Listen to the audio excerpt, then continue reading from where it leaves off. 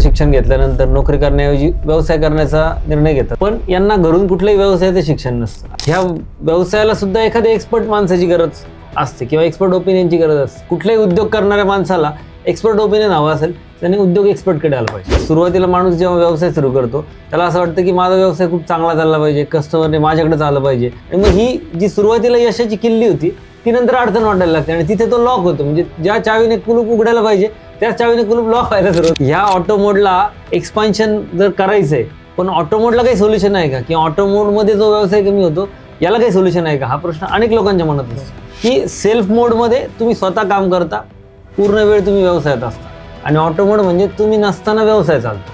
तर ह्या दोन्हींचा सुवर्ण मध्य साधायचा असेल तर तो स्विच मोड. सर्व्हिस सेक्टरला जे काही बिझनेस आहेत की जिथे कस्टमरचं इंटरॅक्शन खूप कमी असतं त्या ठिकाणी हे कसं इम्प्लिमेंट करायचं किंवा ते इम्प्लिमेंट होऊ शकतं का?